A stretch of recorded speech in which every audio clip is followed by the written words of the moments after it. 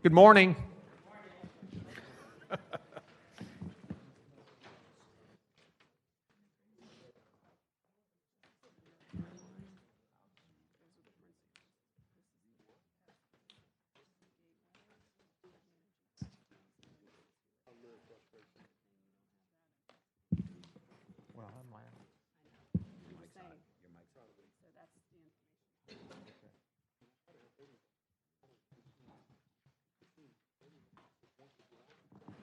Welcome to the April 15th Finance Committee meeting. I'm sorry, the elevator was broken and me and Ms. Norris were running down the stairs.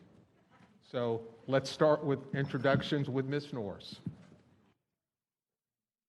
Brittany Norris for the administration. Colleen Hampsey, Council Research. Mary Stefopoulos, Office of General Counsel. Philip Peterson, Council Auditor's Office. Kim Taylor, Council Auditor. Good morning. Raul Arias, District 11. Will Lane in District 3. Terrence Freeman at large, Group 1. Ron Salem, Group 2 at large. Nick Howland at large, Group 3. Good morning. Rory Diamond, District 13, The Beaches. Good morning. Jacoby Pittman, District 10. Randy White, District 12, just visiting. Good morning. Chris Miller at large, Group 5, just visiting. Okay, what I'd like to do is go through the agenda real quick. I've got a couple of bills if the people are here to do first. That's item 17. I made a commitment to do that first before the presentations, as well as item 19. We'll then go to a discussion of the land swap versus purchase. We'll get an update after that on the homeless initiative, and then we'll have a short presentation from Ms. Taylor on a couple of audits, and then we'll get into the agenda. Let me go through that real quick. Item number 1, 627, is deferred, as is item 2, item 3, and item 4 all deferred. Item 5 is deferred. We will amend and move item number 6, 2025-175. Item number 7, 25-183 will be deferred, as well as number 8, 25-188. We will move to item number 9, 2025-191, as well as item 10, 25-216. We will defer item number 11. We will move item number 12, 25-218, as well as 13, 25-219, as well as 14, 25-221, 15, 25-224, 16, 25-225, 17, 25-226, 18, 25-227, amended move 25-237, item 19, and the rest are seconds. So if you would please go to your, and then we will, after the first two, we will go to public comment. But if you'll go to item 19, 2025-237 for President White. I have a motion on the amendment. Mr. Peterson, would you explain the amendment? Yes, sir. The amendment corrects the appropriation to the appropriation funding source to the Emergency Medical Services Fund rather than the general fund, and then also corrects scriveners throughout the bill. Okay. All those in favor of the amendment, please indicate by saying aye. Aye. All those opposed, please say nay. Amendment passes. I have a motion and a second on the bill as amended. We had a robust discussion yesterday in neighborhoods. I have no one in the queue. Please open the ballot, record the vote.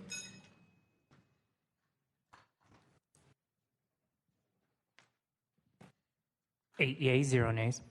By your vote, you have approved 2025-237. Chief Powers, thank you for coming. I think you're content just to sit there, aren't you? Okay. Okay. Dr. Johnson is not here. I've committed to him, but he's not here. So let's go next to the discussion on the land swap versus purchase on 801 West Bay Street. Let me begin by saying, and I'll bring up Ms. Boyer in just a second, the legislation that I introduced, the resolution I introduced, was filed. I'm sorry. Oh, Go ahead, Mr. Miller. Yeah, Mr. Chair, thank You you. have a Mr. bill Chair. that you wanted me to take care of? 9 and 15, I have a part in. Would it be possible to cover those? I don't want to mess things up. I could make a couple comments and leave you with those thoughts if you like that instead. Well, I made a commitment to somebody. I would rather you make a comment and we take it up during the regular agenda because I was not prepared, because I think that's going to be a longer discussion, and I've made some commitments to other people to get something done by 9:30. So if you'd like, please make a comment. It'd be real quick. Okay. Thank you, Mr. Chair. Sorry about that. I should have contacted you earlier about these two bills. On 9, the only comments I wanted to make were that the amendment from rules that I put in place would reduce the maximum amount from 150 to 100. I've gotten feedback from a number of folks, and just wanted to let you know, if someone on finance would like to make an amendment to this effect, I'm fine with it. To find the middle ground, to go to 125, I would be perfectly fine with that. That will reduce the number of additional possible grants from 19 down to somewhere between 7 and 9 additional that could have received it last year had that been the case, that reduction. So I would be okay with that compromise, and so I just wanted to put that on the table whenever you get to that bill. And on number 15, this is one that we've talked about before, but this removes the rate review concept and process as it pertains to waste hauling. And so this will remove that. It will save thousands of hours of staff time as well as company time putting all these things together that I believe served a legitimate purpose at one time, but we're, I think, beyond that at this point, so they should be treated like any other contract. And in the long run, I believe it'll save money for the taxpayers because it'll be just like a regular contract. Now, as the notes say here, though, I just want to caution, there are 2 contracts that are currently running right now. It does not remove the rate review process for those 2 current contracts. It would take further action to do that, or at the end of the term of the contract, then they would have to comply with what we're putting in place if this passes. So just want to let everyone know that's what it is, doing away with the rate review process for waste haulers in that number 15. So thank you very much, Chair, for giving me this opportunity to give you that input. Thank you. Thank you, Councilmember Miller. Okay. So we're going back now to the discussion on the item number, the land swap versus purchase. As I was saying just a second ago, I introduced a resolution yesterday on the purchase of that property. Which was introduced as a one-cycle emergency, which would have it in committee the week of the 5th, 6th, and then voted on May 13th. There's been a lot of discussion amongst myself, Ms. Boyer, Ms. Trimmer, and others about that schedule. And I'll bring Ms. Boyer up at this point. She would like to present a schedule. Ms. Boyer, would you like to come up now? And the schedule she's presenting is one that I just saw 15 minutes ago, so I've not made any commitments about changing my schedule on that resolution, but I told her I would review it and get back with her. Ms. Boyer? Thank you, Mr. Chairman. Lori Boyer, CEO, Downtown Investment Authority. So I have handed out to you the schedule that we intend to follow with respect to both the Gateway legislation and redevelopment agreement and the UF legislation and redevelopment agreement. And it kind of walks you through the entire process on this. What it tells you is that the actual introduction day of the Gateway legislation will be April 28th, It will be in substantially final form. So we are in the midst of negotiating the RDA right now. It will be in substantially final form by Friday and go to MBRC on Monday. But there are additional cleanup technical amendments that get made between then and the time that it gets filed with council. It'll be filed as legislation, not introduced yet, but in the hopper the 5th week, sometime during the 5th week, at which point the council auditors can access it and begin their review. It will be introduced on May 13th.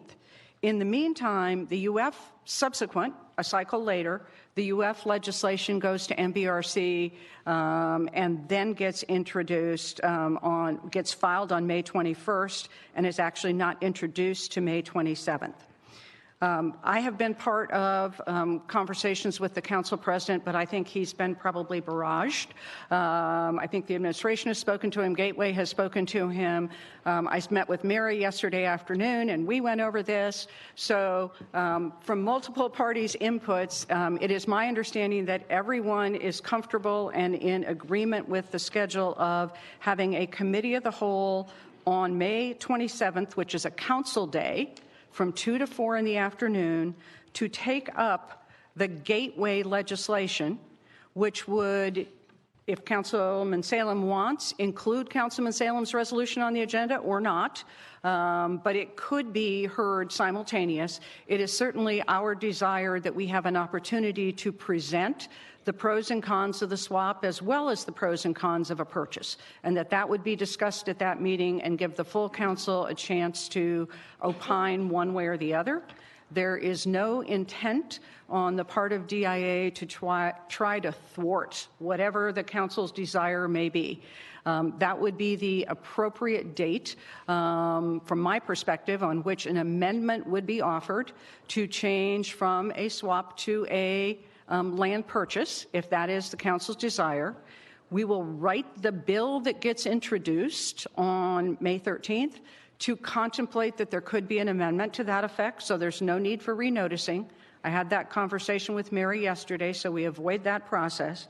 And then you would have between the May 27th meeting and the June 10th final vote, where that amendment could be drafted however council sees fit. There may be auditor amendments, there may be other amendments. It would be just like a bill going through committee that then gets amended in committee, and what you get at council is the product that you've amended. And that's what you're voting on June 10th.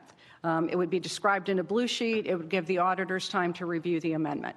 So that's that side of the equation. And then you also have the UF side, where you're not even taking up UF in committee of the whole for UF on June 12th and final decision on 24th. So you don't even start UF in committees until after you've made that decision.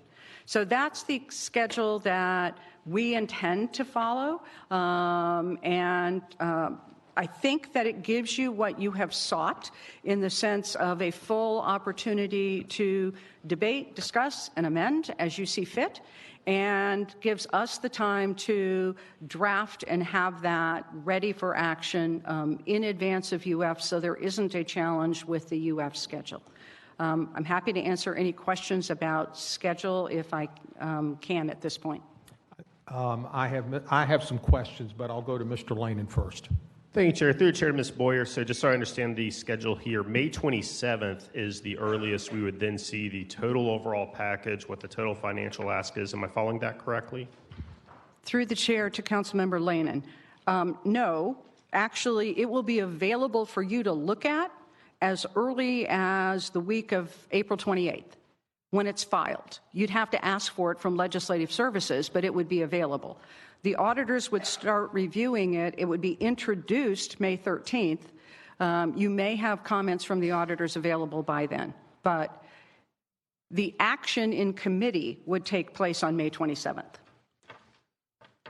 Okay, through the Chair to Ms. Boyer, I think I didn't follow that correctly. So just talking about the UF, I'm looking at the May 27th UF legislation introduced at council. Pardon me, I was speaking to the gateway. Okay.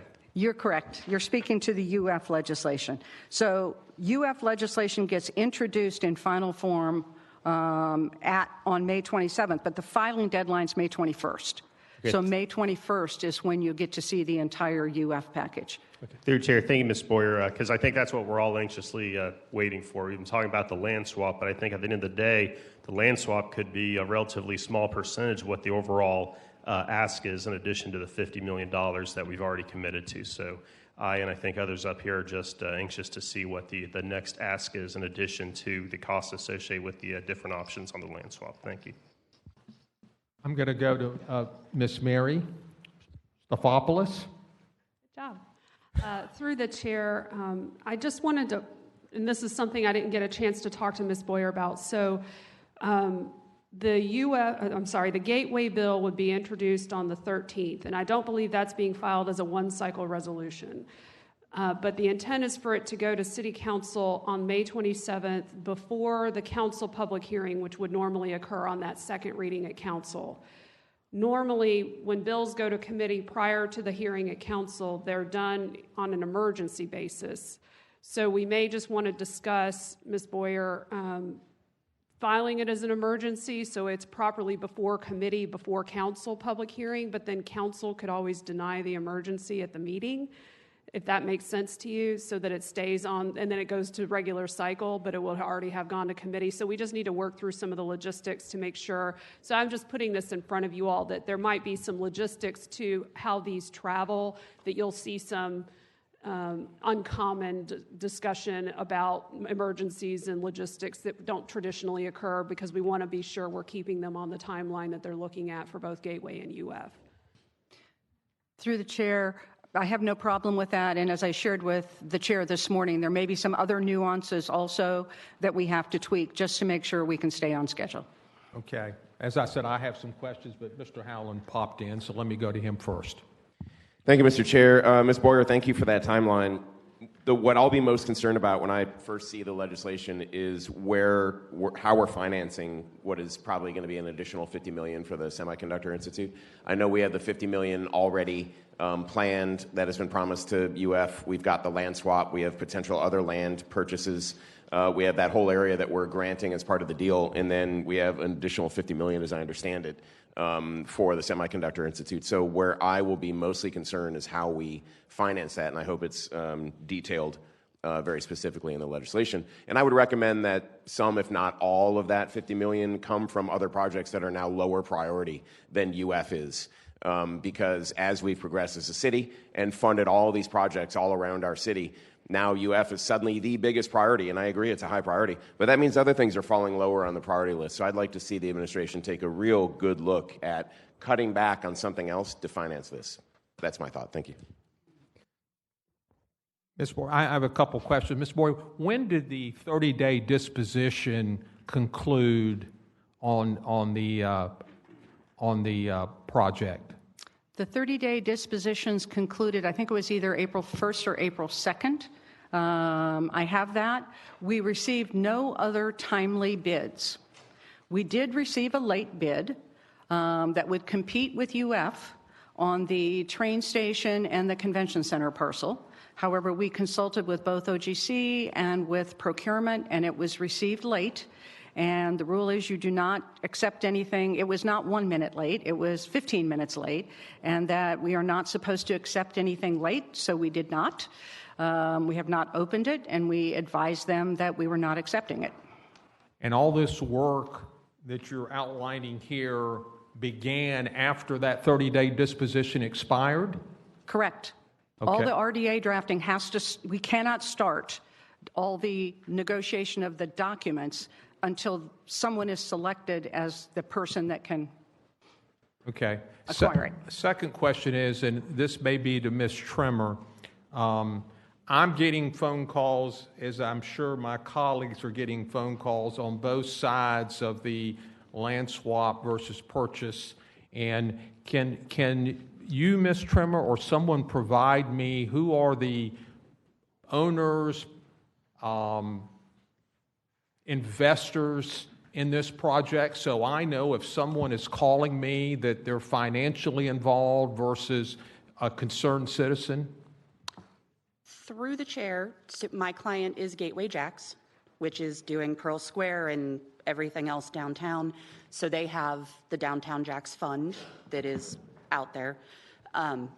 I don't intimately know everybody that's invested within those funds, but it's the same fund that is doing the work downtown. I'm looking for those in particular local people that are contacting me. Can you provide us a list of those? I would have to talk to the fund to see if that's public information. Okay. If you would, and follow up with me? Sure. Okay. I have no one else on the queue. Ms. Boyer, are you done? Mr. Chairman, if I may mention the other piece of paper I handed out. Right. Just in transparency, I want to be clear, I've said this before to the council, I've also said this before at a board meeting, but just so no one is surprised, the little cutout parcel you see in red from the convention center site is currently owned by Vescor. That is also a parcel that the University of Florida wants the city to acquire on their behalf. There may be ongoing conversations regarding how we acquire that between now and the time we get to this committee of the whole. Happy to engage with council as that develops and we know more about what's happening, or it may not happen until July or August. But I just wanted to give you a heads up so that as you are evaluating, to Mr. Lanan's question, what the all-in ask is, it does include that parcel. Thank you. Thank you, Ms. Boyer, for coming. And we will continue to communicate and work out a schedule. As I said from the very beginning, all I want is the council to be able to weigh a land swap versus a purchase, all the information, input from the auditors, and then make a decision. And that was always my goal. Thank you. Okay. We will, Dr. Johnson is here, so before we go to the homeless presentation, I made a commitment to him. Item number 17 on your agenda. So he's needing to run to a JTA meeting. 2025-226. I have a motion and a second on the bill. I have no one in the queue. Please open the ballot, record the vote.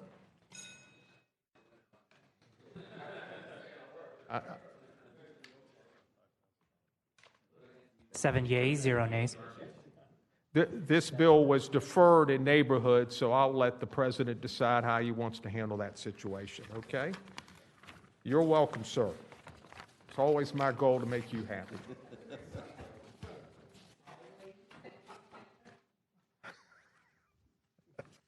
Okay, going back to the agenda, we're now get the presentation on the GFRD Homeless Initiative.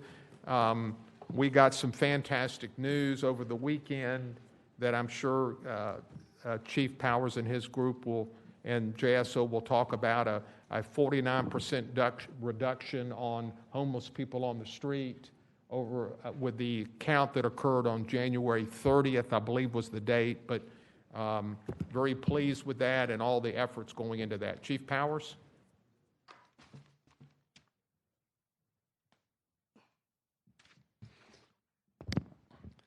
Good morning, Keith Powers, Fire Rescue. Through the chair, I just want to say this is a great team effort between JSO and JFRD. As we do with everything, we work hand in hand, and it takes both agencies to make the numbers that the chair is talking about happen. I'll get to those numbers in just a second. I was going to give a quick update on where we're at on the PATH team and how we're proceeding forward.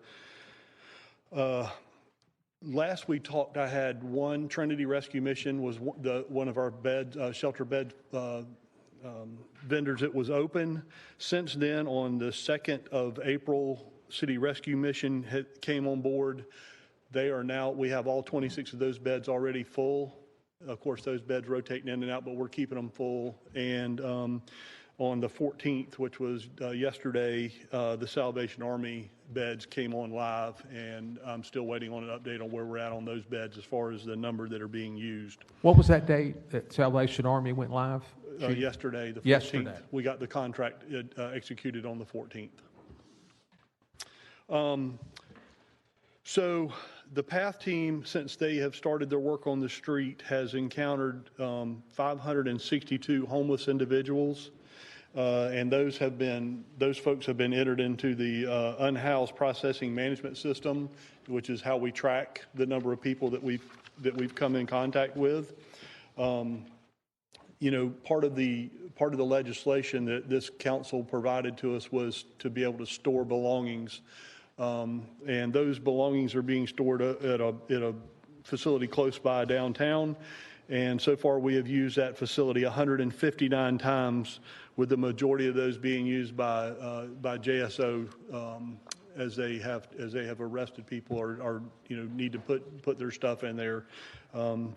38 of those have been used by the folks that we have taken to Trinity, and that's because the other two facilities weren't online yet. City Rescue Mission, we've had a total of 42 men that have been in and out of that facility. Trinity Rescue Mission, we've had a total of 262 men that have gone in and out of that facility, and 129 women at Trinity as well. Now back to the news that the chair was talking about. We saw a dramatic decrease according to the count that was done. Now you have to understand the numbers that I'm fixing to use are within 3 counties. It's Duval County, Clay County, and Nassau County. There are only a few of the numbers that are in Clay County and only a few that are in Nassau County. The majority are in Duval County. But we saw a reduction of 276 people that were, of the total people that were counted, there was a reduction from 24 to 25 of 276 people. 16 of those were in Nassau, 25 were in Clay. The rest of the total amount of 1,009 were in Duval County, and that's 968 in Duval County. 277 of those are unsheltered in Duval County. Unsheltered, there's a definition for unsheltered. I just want to make sure everybody's clear on what that definition is. Unsheltered are those residing in a place that is not meant for human habitation, such as parks, sidewalks, cars, or abandoned buildings. And that number, as the chair mentioned a while ago, dropped 49% from 566 in 2024 to 290 in 2025. So again, just to repeat, in the 3-county area, there are 719 sheltered folks, 290 unsheltered folks, for a total of 1,009 in the 3 counties. With that, I'll bring up our partner in this, JSO, and let them talk about their piece of it, and then I'll be available for any questions. Chief, could you address the homeward bound and with that total? I'm going to let JSO address that. Okay, thank you.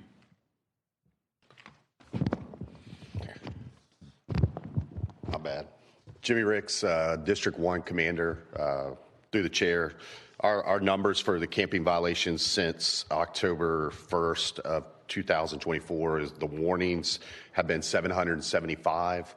And then since 11/1 of 2024, our arrests are 198 and then 54 notice to appears. The numbers for homeward bound is since October 1st last year, we had 242 travelers, and then that was a cost of $45,214. And then this year to date, we have 149 travelers, and then the spent money is $27,926.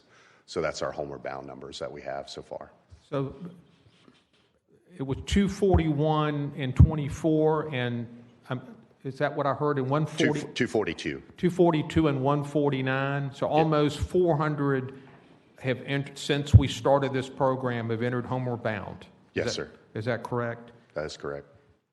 Could I get we have 1,009 from on January 30th, Chief Powers. What was that total of unsheltered and sheltered in 24 when the count occurred? So unsheltered in 24 was 566, and in 25 it's 290. And what was the ones in a shelter?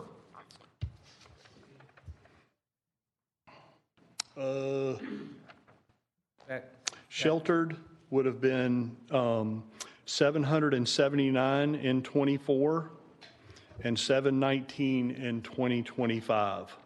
Okay. So we've had a reduction in those that are sheltered as well. Yes, sir. As well. 8%. Okay. Great news, I think, any way that you look at it. Let me go to the queue. Councilmember Howland. Yeah, thank you, Chair Salem. I wanted to say to Chief that I participated in the April or March, I want to say 2023 point in time count. And I remember we had 396. That was in 2023. So if it went from 396 in 2023, it spiked up to 566, and now you're down to 290. That makes, to me, that makes that improvement even stronger, because we seem to have had a little spike in 24, and we've rectified that by getting people sheltered or the homeward bound or getting them in place. So it's kind of like you've not only recovered from that 2024 spike, but you've dropped it down below the 2023 numbers. So that's as important, starting to show trends beyond just 1 year, several years, and I think that is testament to the good work you're doing. So keep it up. Thank you. Yeah. Ms. Pittman.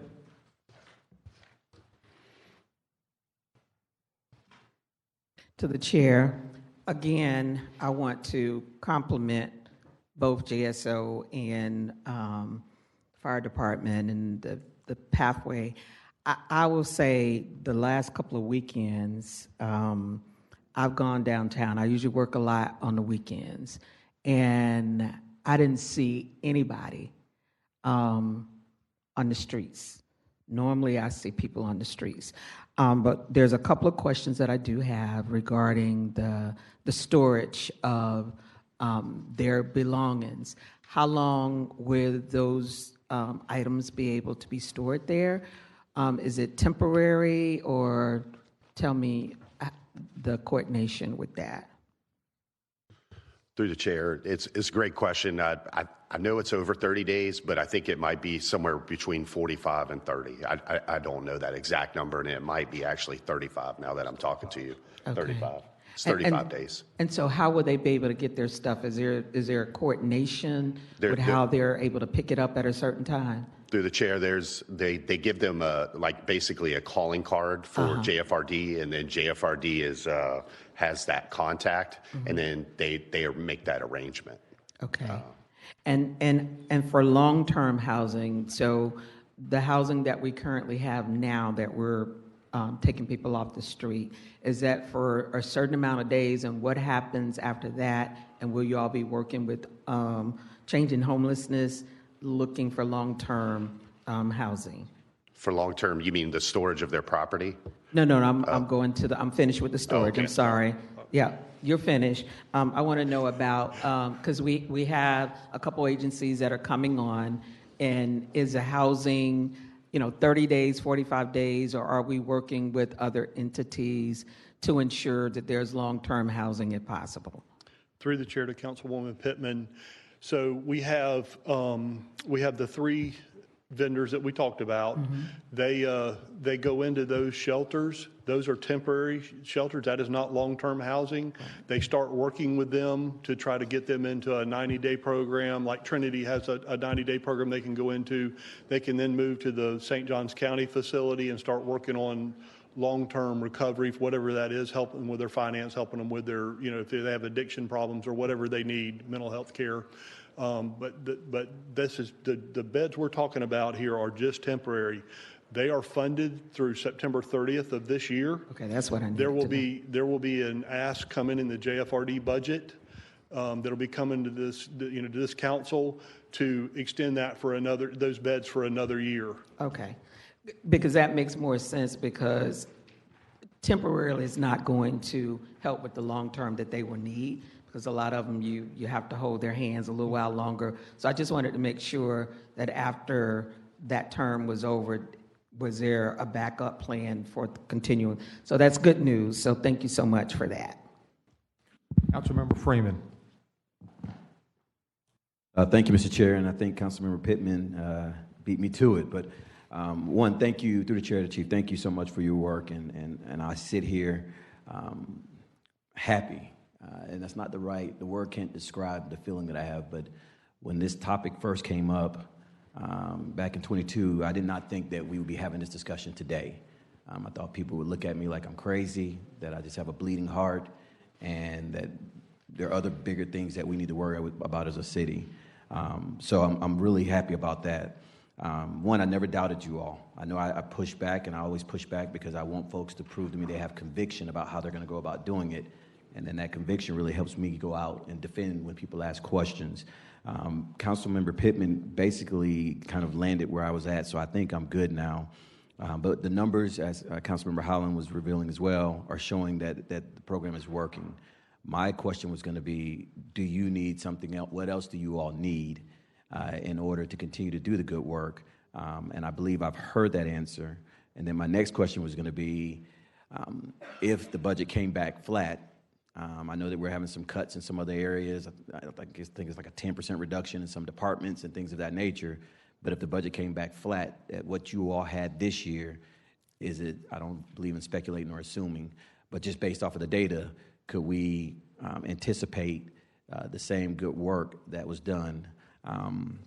And so I think I've already heard my answers now. I'm waiting. I see Councilmember Iris in the queue, so I'm sure I won't ask the question that I want to ask next because I'm pretty sure he's going to probably go there. So I'll just put the mic down. But if there's something else you need, I would rather hear it now. And I think I've heard that part about the housing piece, then hear it as we're going through the budget process next year. Thank you. You want to respond to that? Through the chair to Councilmember Freeman, we're working on putting the budget together right now, but right now, what's in there right now is exactly what we have currently. Now, I can't speak for what the administration is going to bring. I'm just speaking on the JFRD and JSO piece. Councilmember Arias. Thank you, Chair. Mr. Freeman, we work so well together. I mean, we think alike, all of us here in this committee. My question was more of a concern, and Chief Powers, you put my concerns at bay from the start when we first initiated this pilot program, having 7 additional members of your team to become the PATH team. My concern was only that you guys were going to focus on downtown, but you taken me through my district, showing us where there's problems in the district, and the issues obviously in District 3 where my restaurant's at. We have a lot of homeless over there, and you guys have addressed that. So it's not just in downtown; it's all throughout the county, which is amazing from your part, so thank you for that. To Mr. Freeman's point and to Mr. Holland's point, well, when we're looking at the budget for next year, we want to prepare, and this is the time to prepare. And so my question was, being that these numbers are being reduced now, my goal would be obviously to maintain the status quo as to like how many members you have in your team, but do you feel that you're going to have to increase that team member, any more hardware or equipment for your team, or is the budget going to stay neutral? It sounds like it's going to stay pretty much consistent with what it is, which is great. So then my last question would be, what is the plan moving forward for PATH? If we continue on this trend and the numbers keep on reducing, what you mentioned last year that if there's no need for PATH anymore, you're going to relocate them to a different position within JFRD. What is the end goal for PATH? Is there a plan of action for that? Through the chair to Councilman Arias, I haven't really given any thought to that. Obviously, if there's not a need, everybody knows I'm a very conservative person with the way I treat the dollars that y'all allot to JFRD. And if there becomes not a need for PATH, we would reallocate those positions into other areas of the department and absorb them through attrition. Okay, and Chair, one more point. Ms. Pittman mentioned the fact that you walked downtown this weekend or last weekend. It's funny because I bring family members from Miami, where there's a lot of homeless over there. And the narrative in Jackson was that we have a homeless crisis. And every time I bring somebody, and specifically last weekend when they came to visit, they walked downtown and they're like, do you guys have any homeless here? And I was like, we just do a great job. We're very proactive in what we do. So, but the narrative is always that we have a homeless crisis. So, Chief, in your expertise, do we have a crisis? Do we have a problem, or do we just have a challenge? Because the narrative is that we have a crisis, and that's why we have to fund so many dollars towards homelessness from previous budgets. So where are we at right now? Do we have a crisis at hand? Through the chair to Councilman Arias, I don't know that I would label it a crisis, but I would label it a strong challenge. And what we've seen is that some of the folks out there don't want help. They want to live on the street. And that becomes a problem for us to deal with. That's when we have to involve our partners at JSO. And then some folks, it's like a revolving cycle with them. We'll get them in a shelter, and then they'll come back out on the street for whatever reason. A lot of the times it's related to the rules that the shelters have. Can't abuse substances in the shelters, that kind of stuff. But it is definitely a challenge for us trying to stay on top of it. As we've seen out in the Beach Boulevard area, we get them in a shelter, and then some more folks replace them, or they return back to those same areas. So it definitely is a challenge for us. Okay.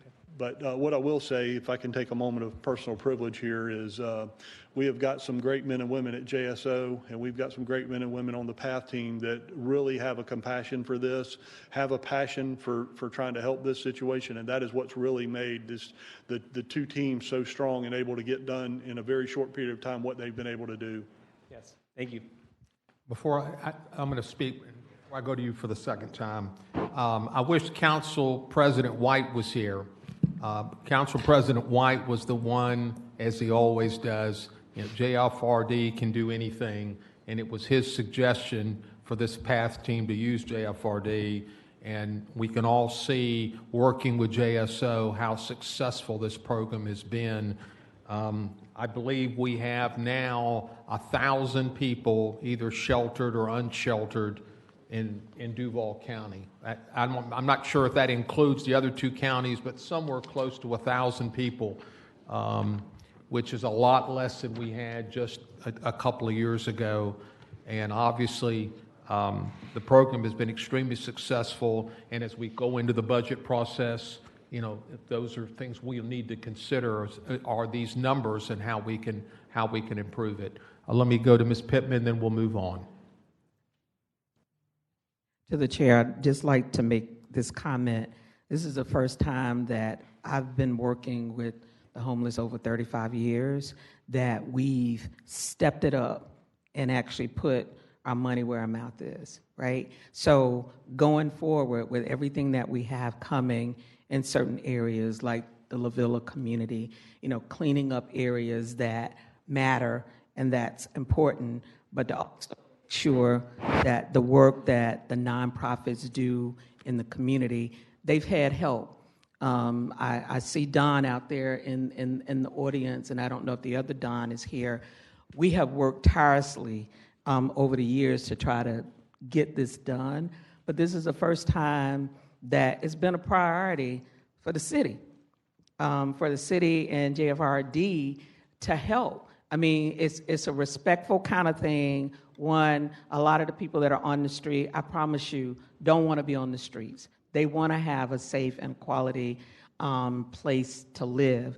So if we can keep this up, I know you asked the question if this is a crisis, if it's a problem, but we made it a priority. And what we've done in 3 months that we've been trying to do for 30-something years, we have not had that opportunity. So I will just say this, when we put our money where our mouth is, and we want a thriving downtown, but we also want to have some humanity about taking care of those who are less fortunate.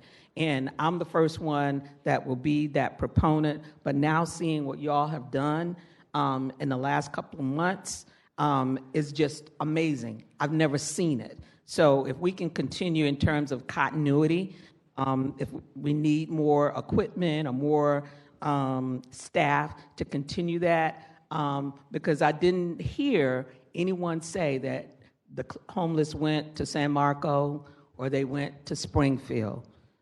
The last time y'all were here, you didn't say that as well, because again, that would be a problem. That's why when you said that they were sheltered at some point in time, that's good news, and that we're doing what we're supposed to do. Thank you. Okay, thank you, Chief. Yes, sir. Just to answer your question, Mr. Chairman, there's 1,009 total between the three counties. 16 of those are in Nassau County, 25 are in Clay. The rest are in Duval, which is 968. Okay, 968 is the number. Thank you. Yes, sir. And that was 3 months ago? Yes, sir. That was on January 30th? Yes, sir. Okay. Okay, Ms. Taylor? would you like to make your presentation? Then we'll go to public comment. Yes, sir. Through the chair to the committee, we released 2 follow-up reports. So these are not full audits, but follow-ups on audits that we've done in the past. The first one is on the real estate audit. We issued this on March 20th. And just a few items. From the original audit, we had 16 issues, and we are down to 3 remaining items. The first 2 really relate to just the accuracy of the inventory, the accuracy on both the balance sheet and the inventory, just making sure that we're reconciling those 2 things. Real estate has a database, and making sure that those items are reflected on our capital asset within our system so that they're correctly reflected in our financials. So we still had, at our original audit, 168 properties that we identified that were not recorded as a capital asset, and those items still had not been in the follow-up. So those things need to be reconciled and correct so that we have good numbers on our financials. Also, for surplus properties, still finding that those are not sold in a timely manner. These go to public auction. In our follow-up, there were only 5 that had been auctioned in the past year. There were 129 that were identified as not needed as of March of 23, but still had not been disposed of. And of course, these are properties that the city has to maintain. They're not on the tax rolls. So anything that after it gets circulated and people identify it's surplus and the city doesn't need it, should proceed. Of course, it's a timely process to go through and getting it to public auction, but these are dollars and items that should be looked at in order to dispose of these surplus properties in a timely manner. So on the real estate audit, those are the issues that still remain. So we will follow up again to ensure that these items are being addressed. Any questions on that item? Mr. Lane, on the next one. Please continue. Yes, sir. Our second one was the follow-up on the building inspection division audit. We originally had 22 issues. We still have a number of issues, 10 items that I'll just briefly mention. Even with the new permitting system, still had some access rights issues. There were 77 employees that had terminated, left, quit, whatever reason, but still had access to the system. They did not have access to the main COJ directory that's kind of your front door into it, but we always emphasize you still want to limit access to any individual systems that, employees that are no longer here, just to protect all systems and the access to any of that data. And then there were 19 employees who, outside of the division, had access that they should not have to the permitting system. So access rights, you generally hear from us on audits that that's one of the issues, still continues to be an issue. Updating all of their SOPs to ensure that some of the items I'll mention are addressed, such as re-inspection fees, ensuring those are properly charged when inspectors have to go back out to a property. That's in the code, and just making sure that that's done. Still finding instances when fees were adjusted within the system, because there is the ability to manually adjust fees, void or cancel, having explanations for why those are occurring, just documentation of that. When work is done before a permit's pulled, fees are doubled normally. We found instances where that did not occur. There were errors in the calculation of plan review fees in the system, with manual adjustments mainly occurring. That's where we're finding where there's still instances or issues. SOPs needed to be updated for when there's an escrow account. So when you have developers that are routinely filing permits, what can be done is they set up an escrow account where that can be just drawn down on because they're pulling so many permits. Ensuring those applications are done and the administrative fees are paid related to those. There was not a reconciliation that we found or documentation of a reconciliation between the escrow accounts, the balances within the building inspection system, and then our accounting system. So ensuring that those items line up, that we're reporting those items properly on our financials. Still within the SOPs, needing to, when violations for contractors for their certification, when those need to be referred to the Construction Trades Qualifying Board. So having SOPs on that. And then finally, just the form that they utilize when they use private inspectors, making sure that you're utilizing the state form to ensure that they have the proper certification. So we will be following up on all these items again in a third follow-up. Mr. Lanen. Thank you, Chair. And through the chair to my colleagues, I encourage everyone to look at this report. I didn't look at it till last night, but it is one of the more concerning ones I've seen.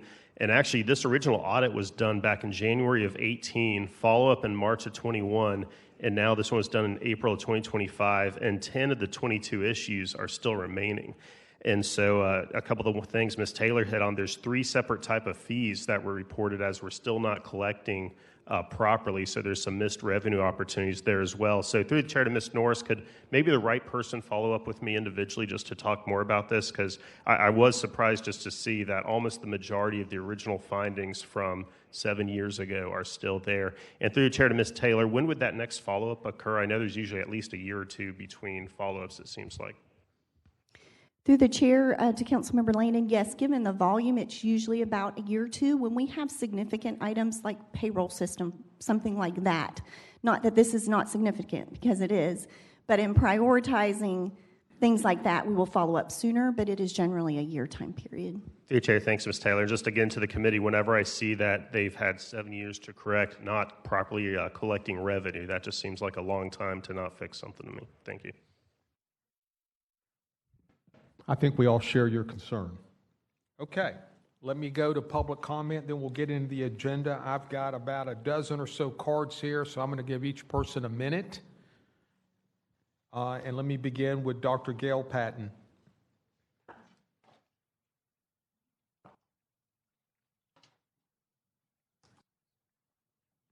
Good morning. I am making just some information regarding the proposed reduction from the 150 cap to the 100 cap of the PSG, even with the council member suggested for the compromise. I really feel, first of all, that the PSG is a competitive process, so everybody comes to the table on equal grounds when they complete their application. And I do support the limiting of one application per category. However, when you add on top of that, then reducing the amount that an organization can get from 150 to 100, it is creating double jeopardy within the category. So you've eliminated an organization twice and reduced their available funds by doing that. So I would just really encourage that you keep the 150 cap, go ahead and limit the number per category to just one application per category. I think that is fair. I'm with Hubbard House, if I didn't state that earlier, and as such, thank you so much for listening to me. Ma'am, would you please state your address, Dr. Patton? I cannot state our address because it is private and confidential. Okay, I understand. Thank you. Dr. Bolter, Avis Chin Bolter. If your name and address, please. I'm Dr. Avis Chin Bolter, 6000 San Jose Boulevard, 32217. And I am also addressing the PSG funding going from 150,000 to 100,000. For example, the city really shouldn't cut funding for these nonprofits such as We Care, JAX. There are no safety nets, and so there's more demand than ever. They take care of cancer patients that are under 2,000% of the federal poverty level, and these patients get follow-up at partner clinics, so it's free care. And if they need referrals, they go to specialty care, volunteer specialty providers. This proactive follow-up with primary care is really important. It helps keep them from being hospitalized, and hospitalization is going to cost you much more than this preventive care. So we really need to keep the funding up. Thank you. Thank you. Next is, Marcus, looks like Hale.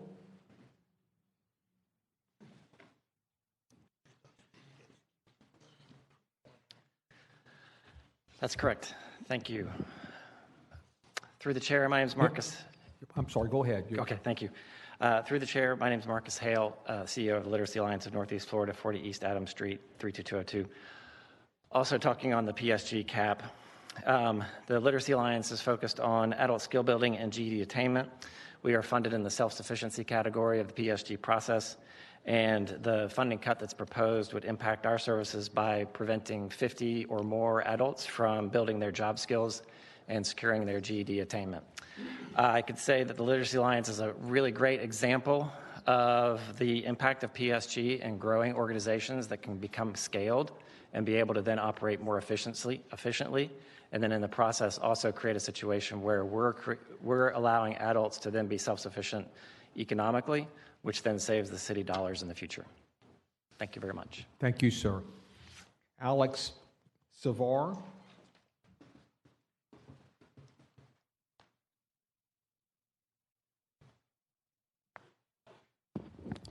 Good morning. Through the chair, my name is Alex Sivar, 7849 Rittenhouse Lane, Jacksonville, Florida, member of the Public Service Grant Commission. Mr. Chairman, I'm here to speak about the same subject my previous speakers talked about.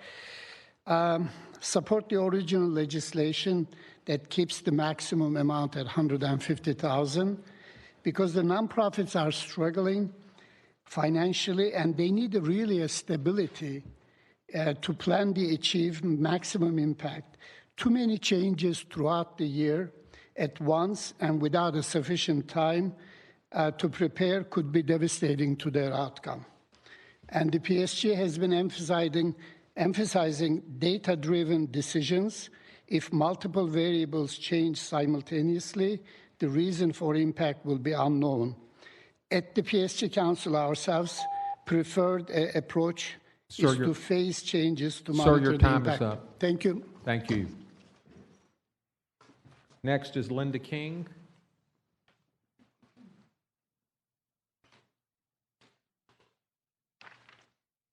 Good morning. Linda King, my address is on file. I am also a PSG Council member, and I want to ask that you maintain funding at the current level of $150,000, not as amended nor consider any compromise. I also serve on the Rules Committee for the PSG. We've spent countless hours reviewing. We commissioned a study from the University of North Florida. We actually considered asking for an increase in that amount, but we felt like this was level funding was a good compromise so that the nonprofits can meet the needs. It is a competitive process.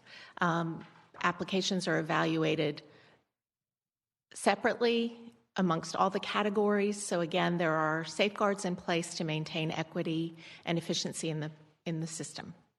Thank you. You're welcome. Could you state your address? 1285 Mayfair Road, Thank 32207. You. Thank you.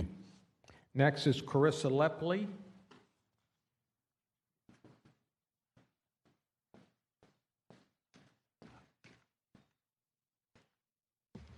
Good morning. My name is Carissa Lepley, Ability Housing, 3740 Beach Boulevard, and I'm also speaking in regards to item 9. We respectfully request that the council consider keeping the PSG award amount at $150,000. As for the past 20 years, we've been committed to providing permanent supportive housing to low-income families, people experiencing homelessness, and people living with disabilities. For the past 7 years, we have been a recipient of the Public Service Grant, which has enabled us to serve thousands of our residents across the Jacksonville area. And this helps our residents achieve self-sufficient and fulfilling lives. We also work with several nonprofit partners to help provide the support services that they need to become self-sufficient. And we ask that you consider that reducing the award amount would significantly reduce the number of people that we are able to serve, as well as the quality of services that we are able to offer. Thank you. Thank you. Next is Dawn Lockhart.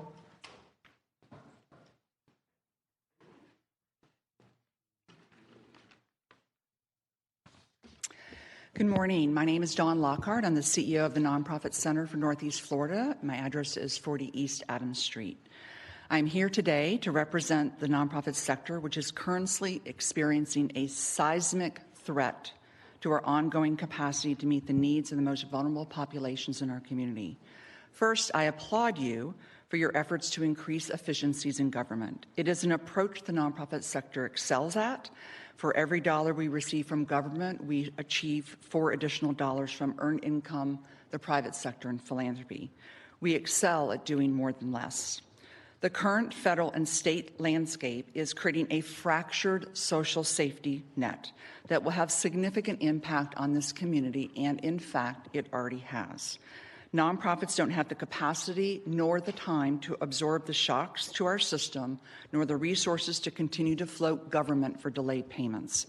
Currently, there are 212 nonprofits in Northeast Florida that receive $734 million, of which 75% of those dollars are at risk. Ms. Lockhart, your time's Thank up. you. Pablo Diaz de Sandy. Good morning. Pablo Diaz de Sandy, Vice Chair for the Public Service Grants Council. My address is on record, and I'm here also to speak against the change, the amendment to move the cap from 150 to 100,000. The Rules Committee in PSG met last week on April the 7th. We looked at the amendment, unanimously agreed that this was not an amendment that we should support. We should maintain it without compromise, as well as the other recommendations that come from the Rules Committee. As you're hearing, there's a clear message here that we're trying to help these nonprofits have an impact, and the best impact that they can have is by doing the work that they're doing. Actually, if we could, we'd like to see how we can increase the amount and not try to dilute the impact that these nonprofits can have by reducing the amount of the grants. So thank you. Thank you. Carol Eichling.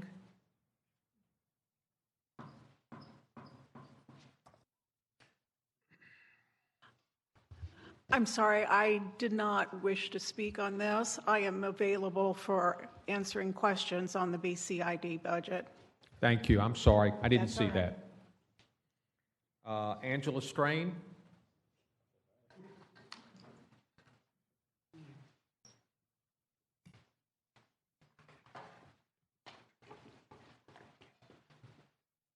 Good morning. My name is Angela Strain. I'm the Executive Director of We Care Jacksonville. My address is on file.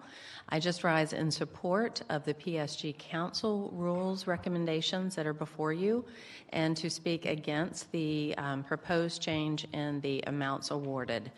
In order to serve the most amount of neighbors that are necessary for our community, nonprofits need more stability, not less.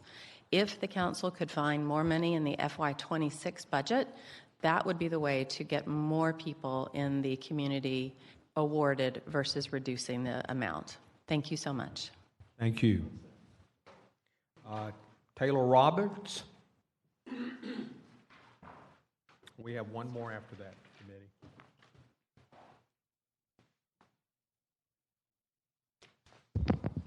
Good morning, Taylor Mejia Roberts. My address is on file.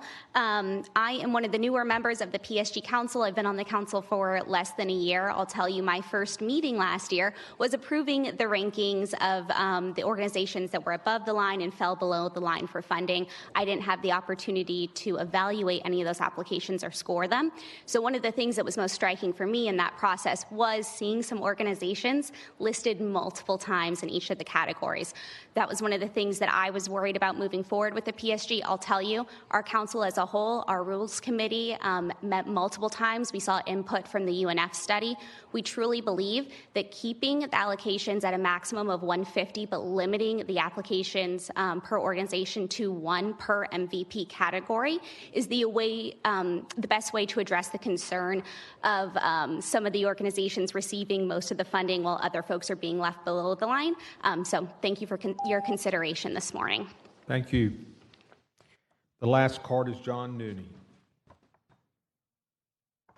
Mr. Nooney? Not here. Okay. All right, committee members, let's go back to the agenda. I didn't have a card. Did you fill out a green card? Yeah, well, come on forward. I'm sorry. No, it's okay. If it It's all good. Daniel Henry, address on file. I serve as the rules chair of the PSG Council, and I just wanted to dovetail on a couple of points that haven't already been mentioned. One change alone that I think is particularly notable that hasn't been mentioned yet is by limiting the applications to one MVP category. That would, if that was in place last year, would have enabled 9 more organizations to be able to receive funding. So I just want to note that for the record. We spent over 10 hours over the course of multiple meetings of 3 months to come to this resolution. We had many organizations, as you've heard today, but also have not been able to speak, spoke to keeping the cap as it is. And I just want to note, I know the desire is to ensure that more organizations receive funding, but we have that same desire too. We just want to ensure that the organizations that are receiving these funding is based on merit, on their ability to be able to serve the community, and ensure that these dollars are properly spent. Thank you. Thank you. Okay, committee members, let's go back to the agenda. Item number 1, 24-627 is deferred. Item number 2, 2024-966 is deferred. Item number 3, 2024-993 is deferred. Item number 4, 2025-11 is deferred. Item number 5, 2025-138 is deferred. Item number 6, 2025-175. I have a motion and second on the amendment. Mr. Peterson? Through the chair of the committee, the amendment attaches revised Exhibit 1, which is the capital improvements element document, just to correct some schedules to get them all lined up to reflect what has occurred over the past year. All right. All those in favor of the amendment, please indicate by saying aye. All those opposed, please say nay. Amendment passes. I have a motion and second on the bill as amended. No one in the queue, please open the ballot, record the vote.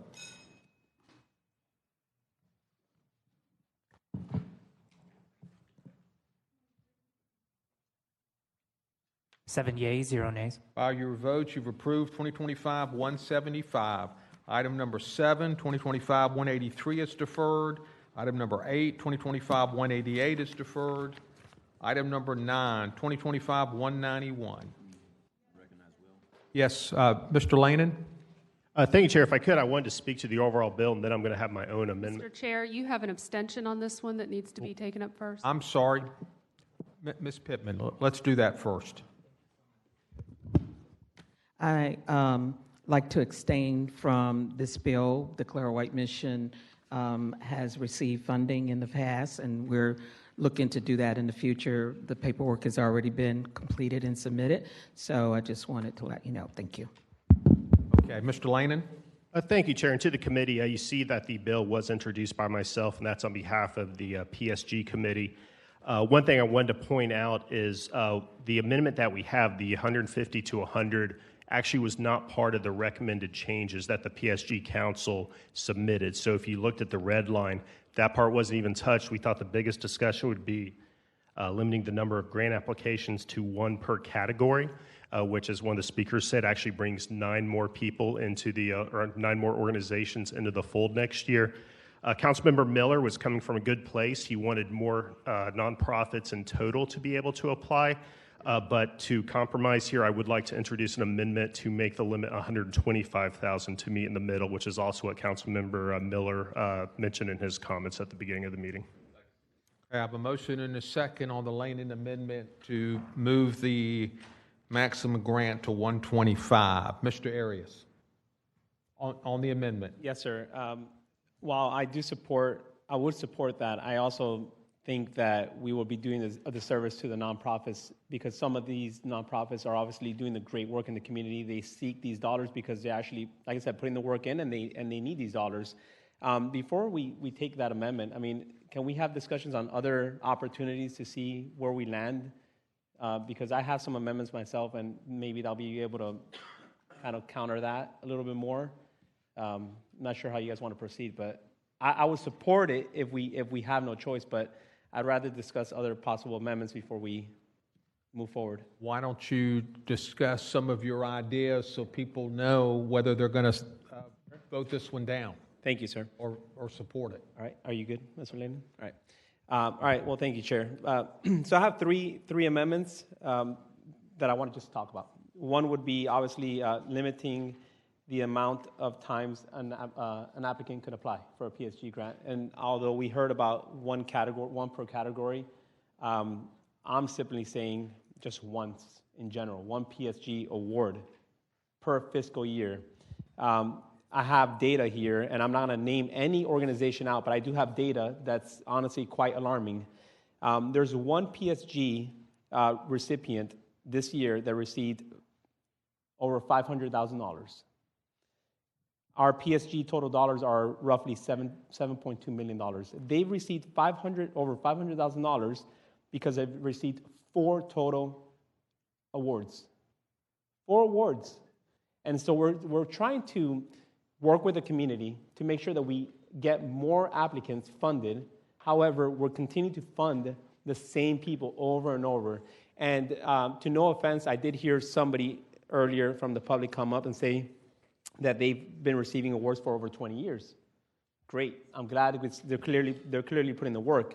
But if they're receiving multiple awards that same year, then we're doing a disservice to our community. So rather than bring the threshold down, we need to really kind of just look at other ways to add more applicants. So to your point, what I would say is leave it at 150, bring the amount of awards you can receive per year, and that would then open up the pool to more applicants. That's why I don't agree with your proposal. However, if we had to go that route, I would definitely support the 125.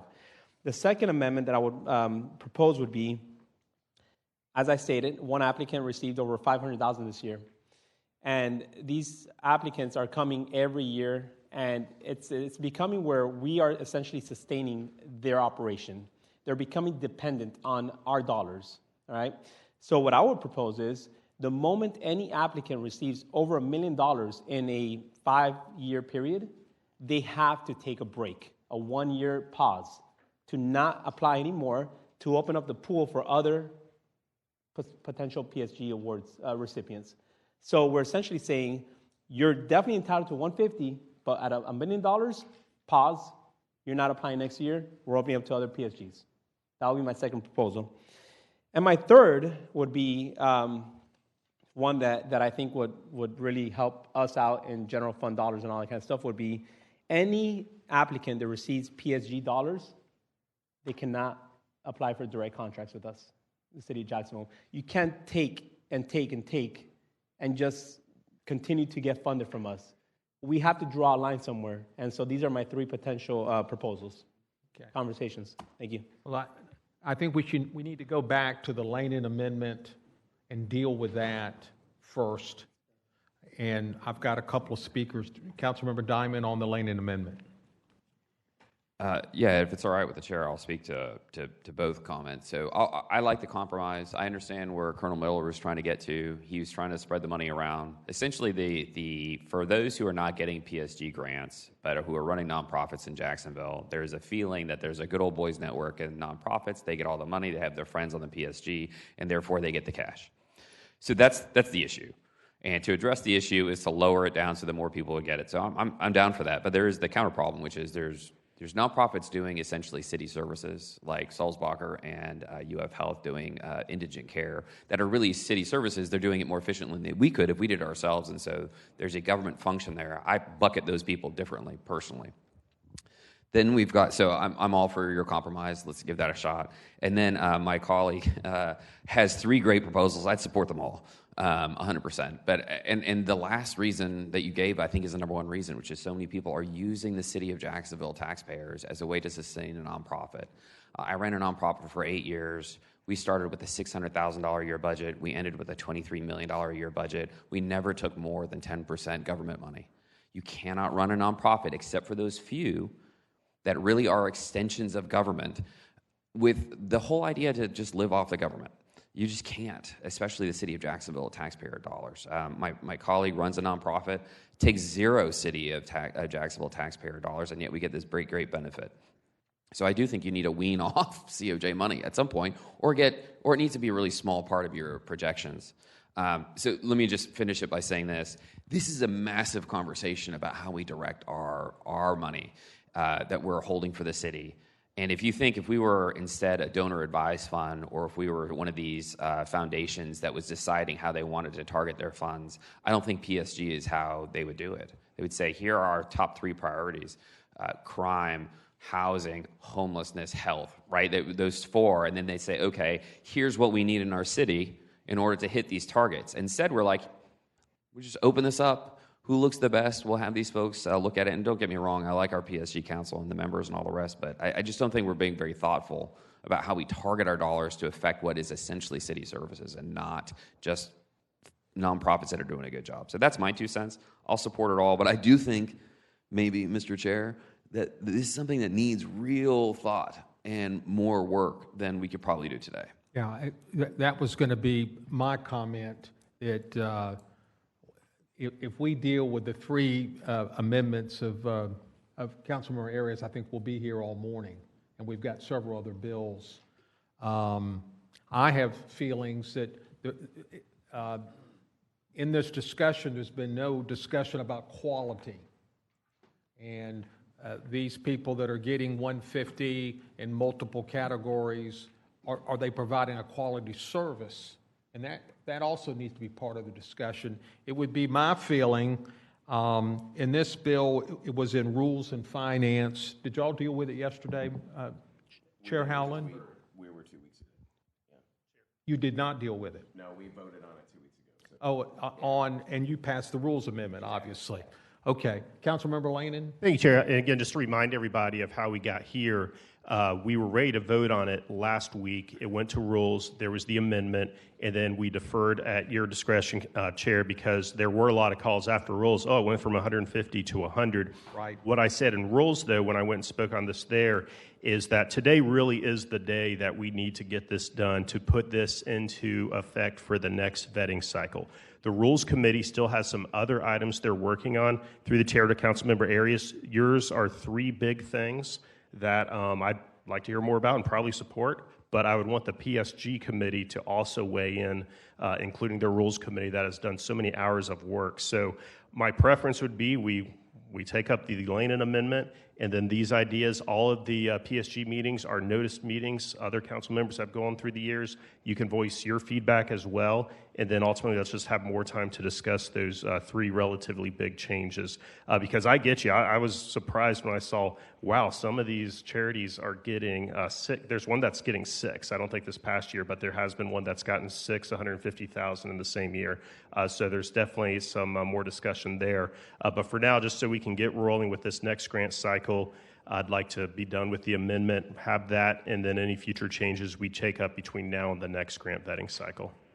That would be my preference as well. I've got Councilmember Freeman. Thank you, Mr. Chair, and I will support the amendment as well. Although there is one particular thing you said that I might have a little different perspective. As policymakers up here, when we have thoughts or we have ideas, I think we have that discussion. And then as volunteers, and all of us have probably served on committees, I know I was on Jack's Journey, we take the spirit of which a council member is sharing in a concern, and we figure out how we then, as that body, whatever council is, commission, or whatever they're on, how can we incorporate that into it to capture that council member's deals, feelings or spirit of that bill. So that's where I would differ with you a little bit on us following the lead, per se, in an area where there's a passion. He brought up some good points, because they may not capture the full spirit.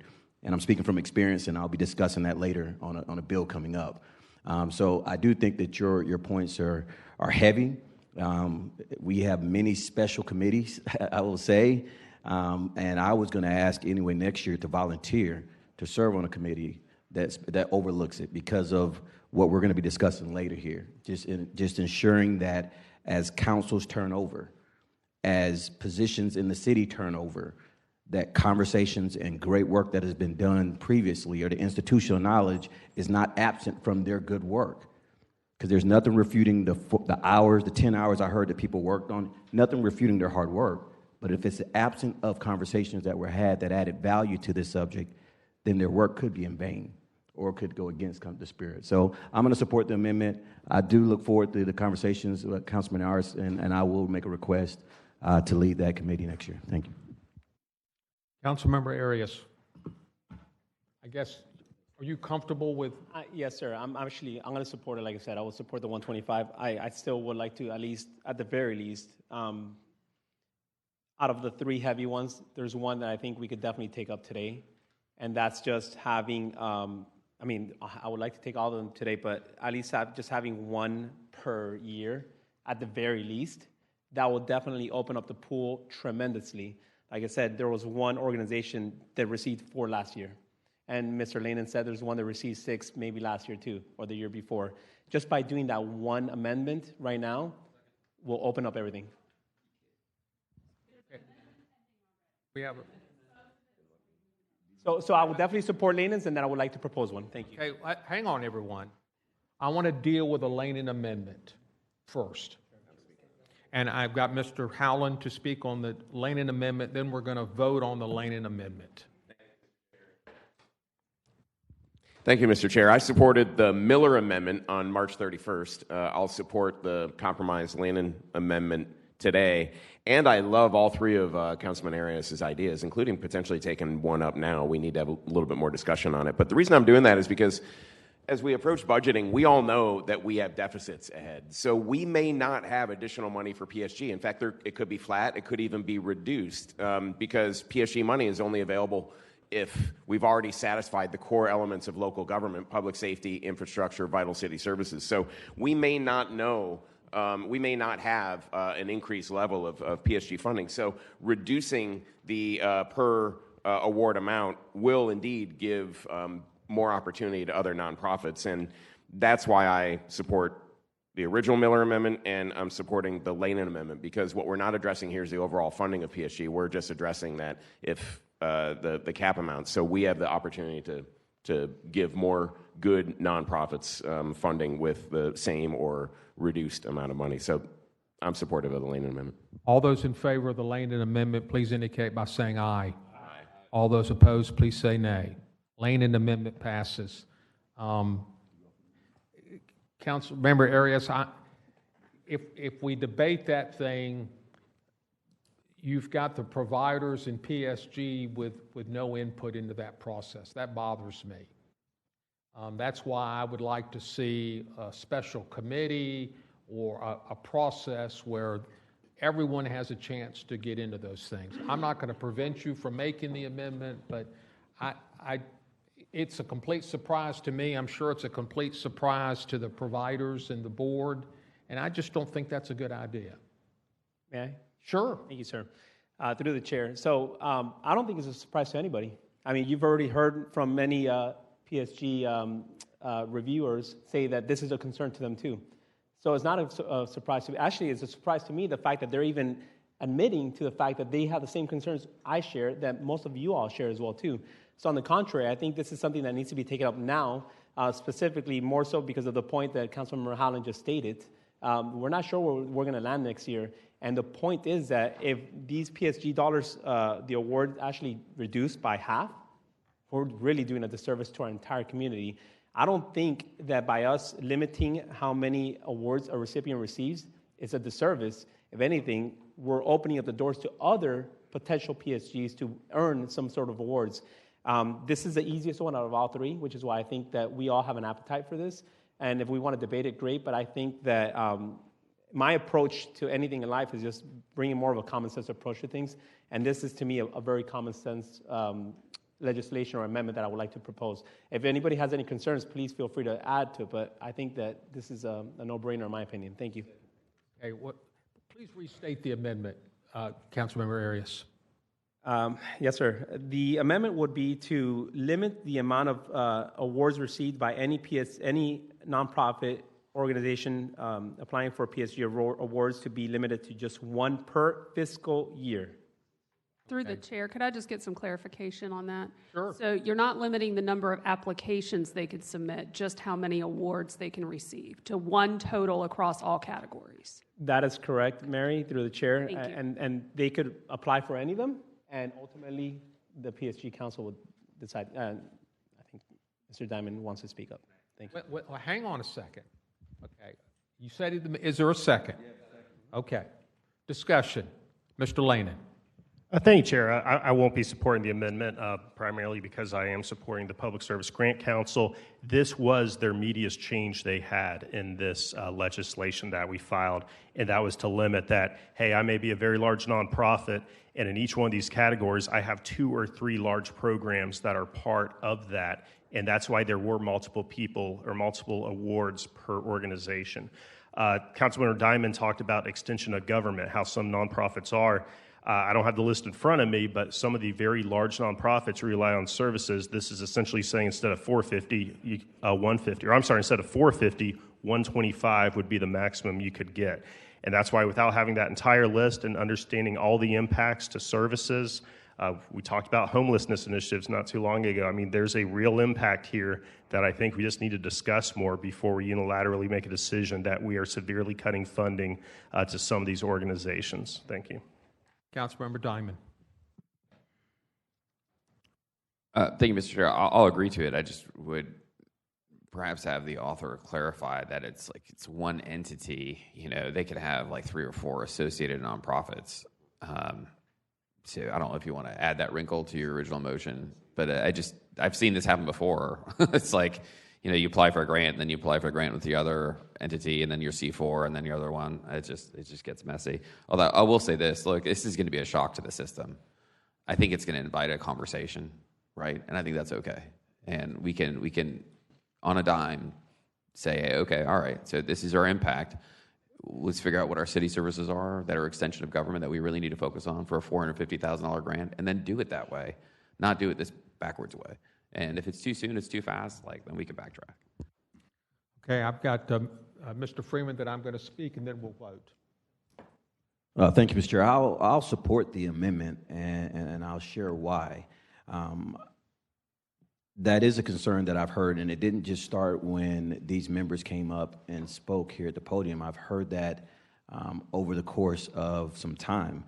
The organizations, and I don't know which ones anyone's referring to up here, that might be of concern. I'm positive that I'm fully supportive of them. But when I started this MVP conversation and microgrants, it was because there were smaller nonprofits out in the community doing the work, but not eligible or understanding how to apply for it and follow through with the process.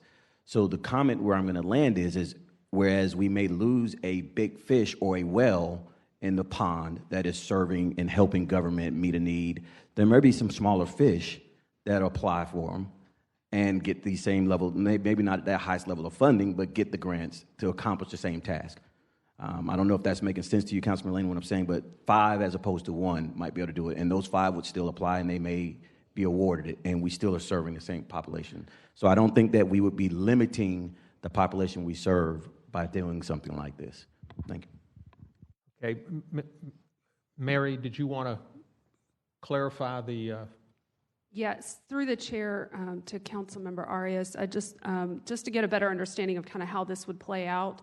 So currently, the bill, as it was proposed, included a provision that said that they can apply one application per MVP category. And so your amendment would provide that they can only receive 1 award across all categories. So if we have an application get submitted by one entity in each of the 3 categories, if they score high enough to receive funding in each of those 3 categories, how in your mind did you envision which one wins? Which one gets to be the one that's awarded?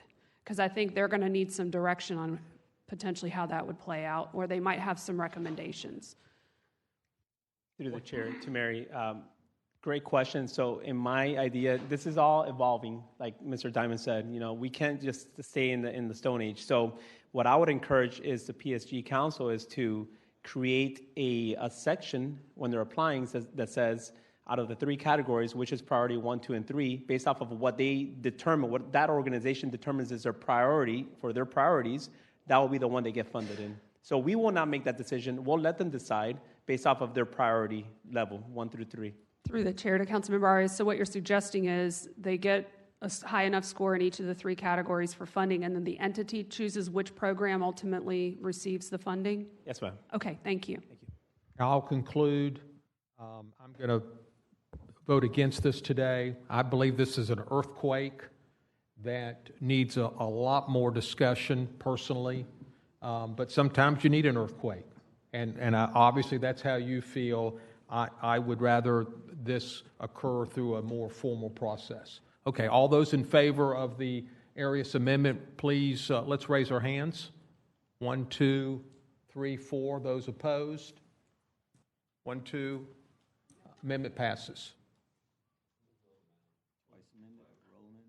You want to roll it into one amendment, Mary? Okay. I have a motion and a second on the bill as amended. No one in the queue. Please open the ballot, record the vote.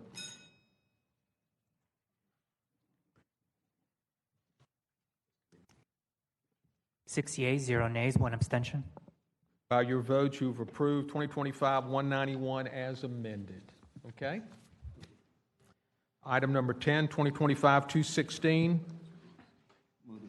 I have a motion and a second on the bill. I have no one in the queue. Please open the ballot, record the vote.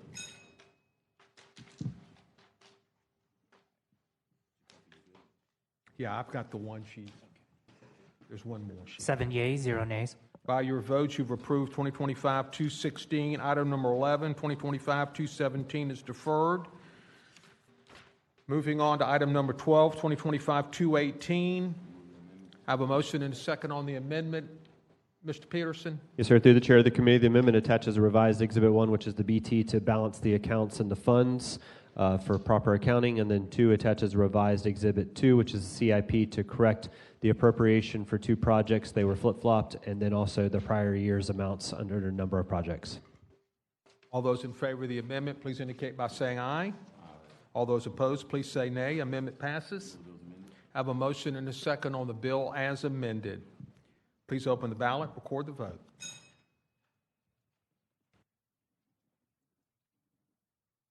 Seven yeas, 0 nays. By your vote, you've approved 2025-218. Moving on to item 13, 2025-219. I have a motion and a second on the withdrawal. No one in the queue. Please open the ballot, record the vote. 7 yeas, 0 nays. By your vote, you have withdrawn 2025-219. Moving on to item 14, 2025-221. I have a motion and a second on the bill. Please open the ballot, record the vote.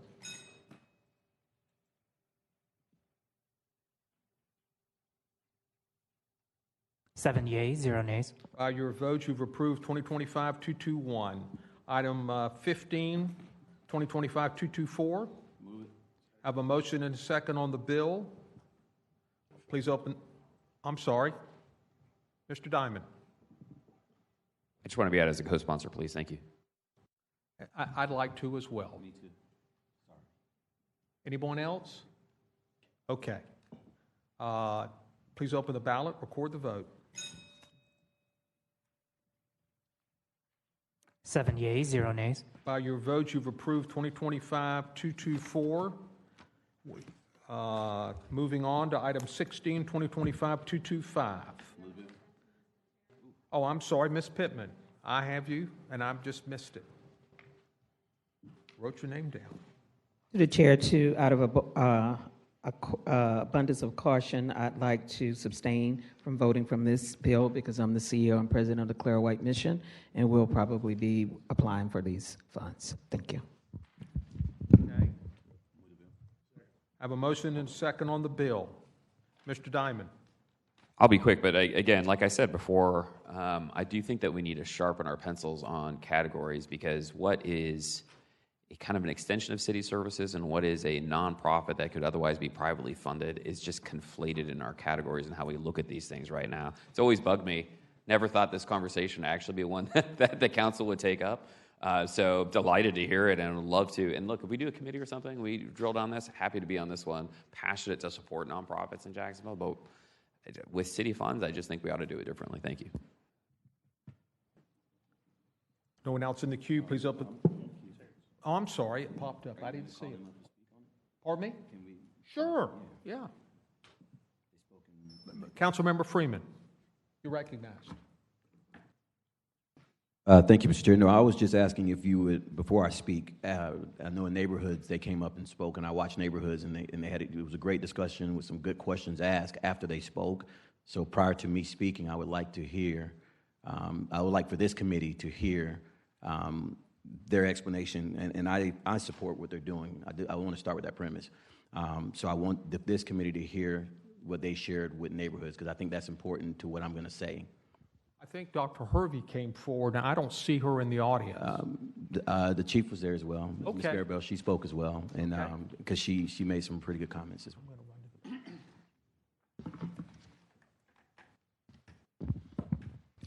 Maribel Hernandez, Chief of Grants and Contract Compliance, and I'm here with Alex Sivar, MVP Committee Chair. Councilman Freeman. Would you clarify for me? There was a lot that went on in the previous committee meetings. No. Which point did you want me to No, read? absolutely. I believe this is the second committee stop for this bill, and so I watched neighborhoods, and Councilmember Miller, he asked some really good questions, and your responses were on point, and I just want this committee to hear them. I don't mind restating some of the questions if you don't recall them, but it was asking about funding. It was talking a little bit about the kind of how you got to this point, and you had mentioned some things that I had worked on previously.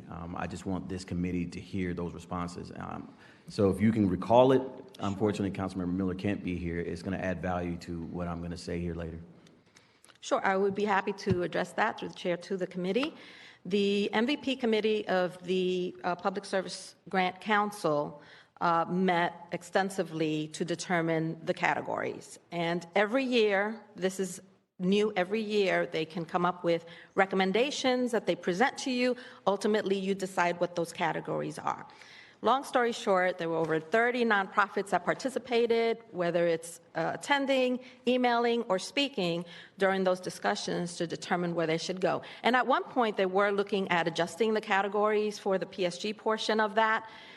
They decided ultimately, based on the input of the nonprofits and based on the research, there were about 10 to 12 reports, ALICE reports and such, that they looked at to determine what the priority needs are. And they determined that keeping the same categories was the right thing to do, and it still kept the focus. What they did add is the annual priorities in terms of you have a matrix that looks similar to this: housing, health, and food and basic necessities bubbled up to the top in terms of the greater needs, in terms of priorities, but it still maintains within those categories.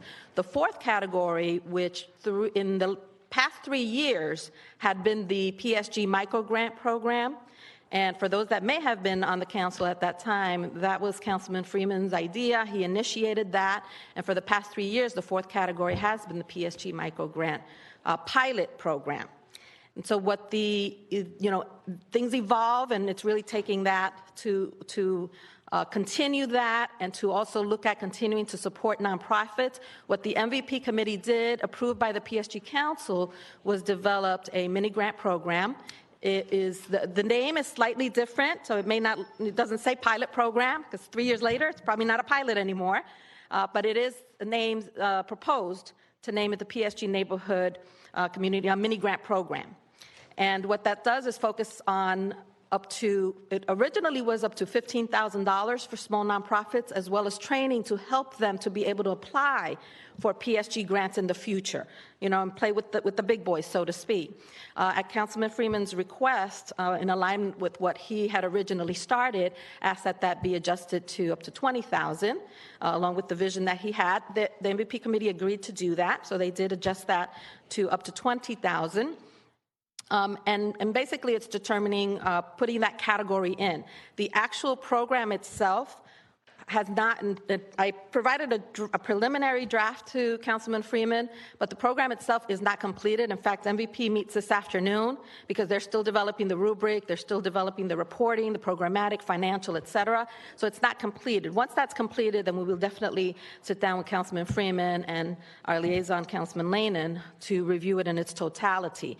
There will be separate legislation, as has been done in the past 3 years, with that fourth category to actually bring that forth for your approval. We'll have more details and more explanation of how it would work. There will be separate legislation for funding for that. So right now that's in the preliminary stages. What this is doing is establishing that fourth category, as had been done over the past 3 years. The name is slightly changed from microgrant to mini grant. And it's not a pilot anymore, but it is something that we are evolving from what Councilman Freeman started, and I think you all will be very pleased when you see the program. All right, and thank you, Ms. Maribel Hernandez. And so I won't go through all of my talking points, but I will say in the last Rules Committee, that was why I got a little flustered, was when you all can have a seat, when I heard of the good work that this council was doing, but the work was undoing or redoing something that had already been done. And so I was challenged with it. And so I do believe in when I have meetings in my office, those meetings stay in my office, so I'm not going to talk outside of the walls of that office, but I will give you all some history here.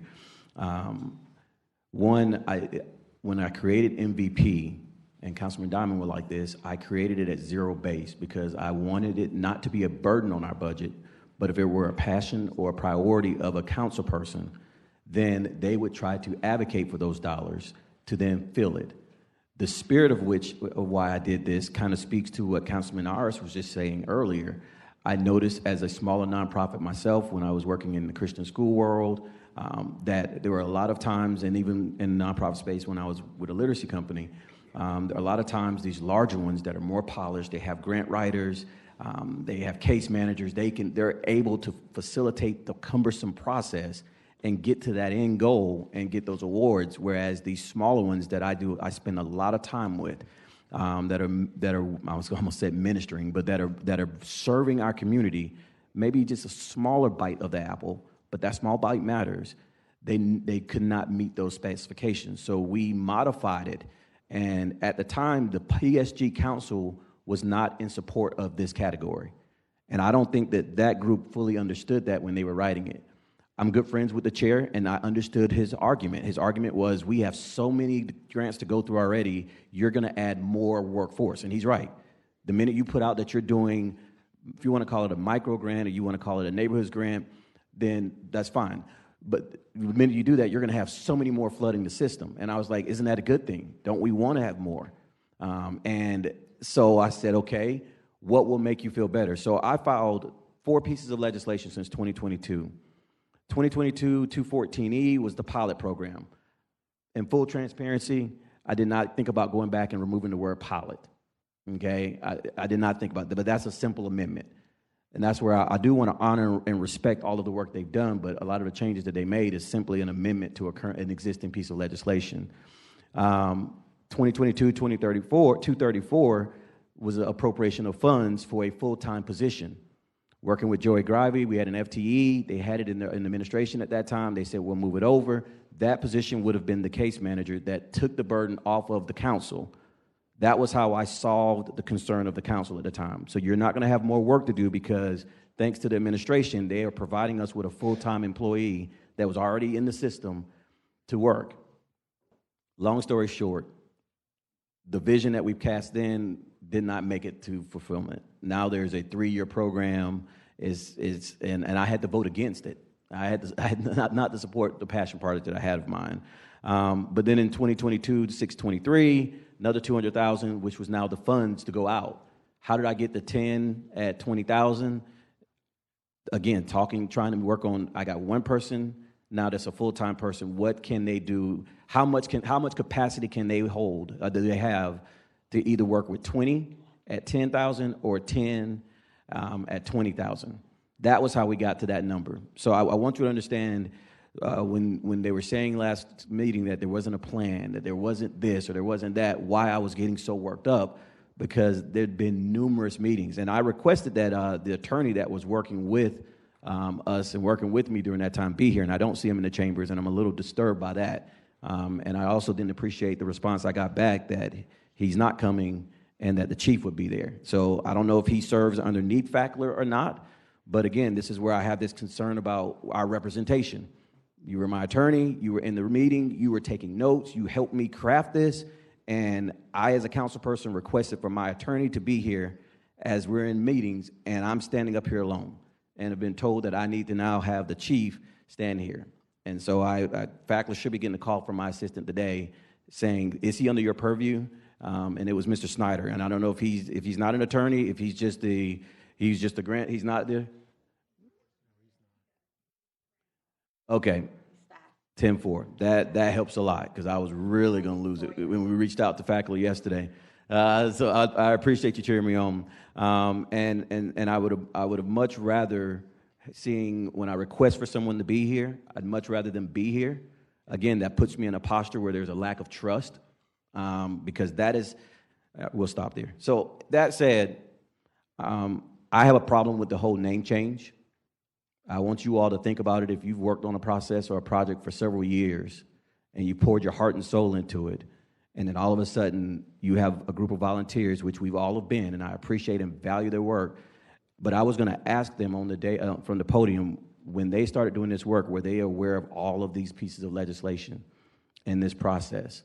Because what I have in my hand is from Council President White, Ordinance 2024-509, that charges them with providing a determination of eligibility and process for review, evaluation, and scoring of PSG microgrant applications.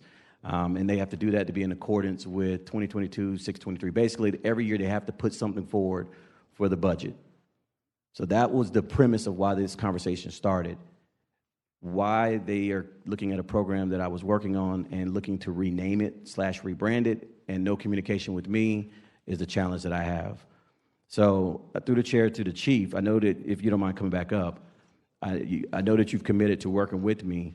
If I were to amend out this part from neighborhoods and go back to microgrants, what does that do to the process?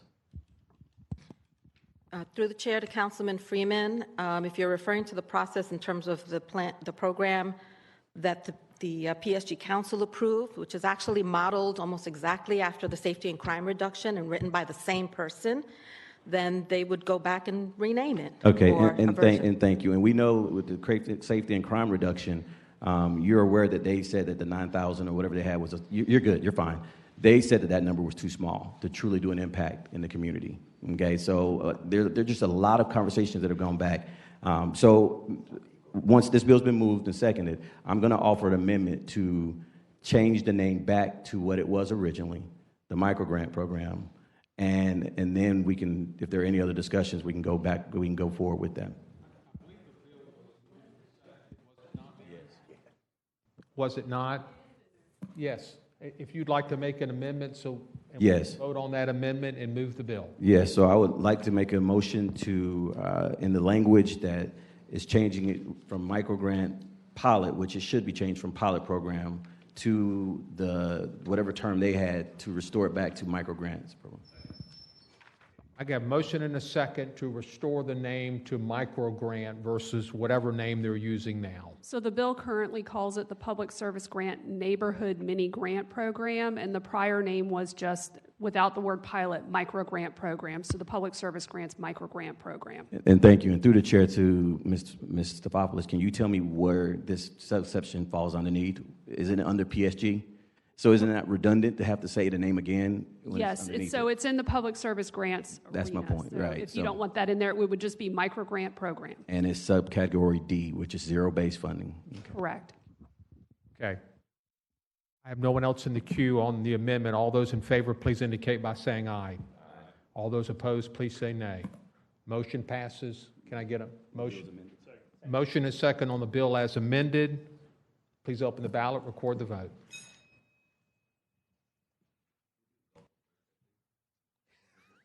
6 yeas, 0 nays, By 1 your abstention. vote, you've approved 2025-225 as amended. Moving on, 17 we've already done. Item 18, 2025-227. Have a motion and a second on the bill. Have no one in the queue. Please open the ballot, record the vote.